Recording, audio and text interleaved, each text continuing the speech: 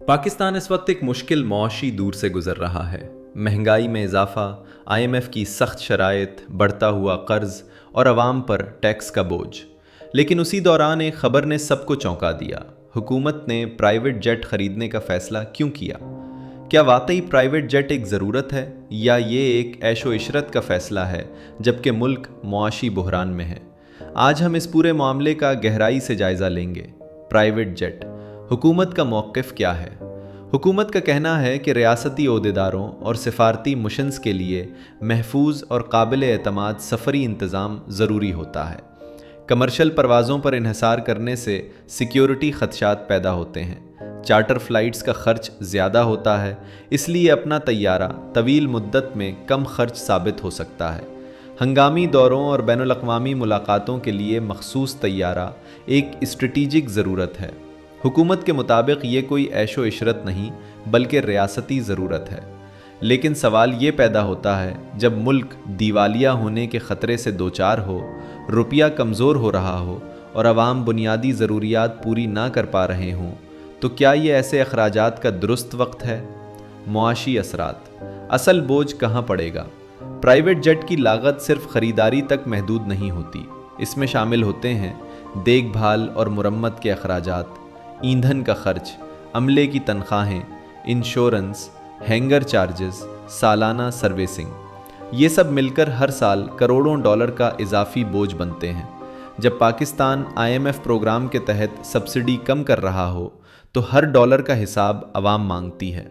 नाक़दीन का कहना है, अगर किफ़ायत शारी सिर्फ अवाम के लिए है तो हुक्मरानों के लिए क्यों नहीं? अब बात करते हैं PIA की दूसरी जानिब। हुकूमत PIA को फ़रोख्त करने की कोशिश कर रही है। वजूहात बताई जा रही हैं। PIA मुसलसल खसारे में है, अमला ज़रूरत से ज़्यादा है, सियासी मुदाखलत ज़्यादा है, अरबों रुपए का कर्ज़ है, हर साल हुकूमत को बेल आउट देना पड़ता है।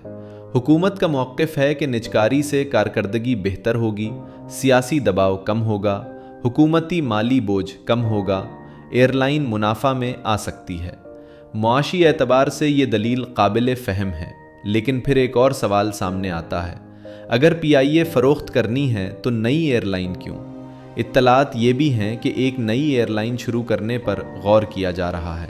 यहाँ सवाल पैदा होता है, अगर हुकूमत हुआबाजी के शोबे में अपना किरदार कम करना चाहती है तो फिर नई एयरलाइन बनाने का क्या मकसद है?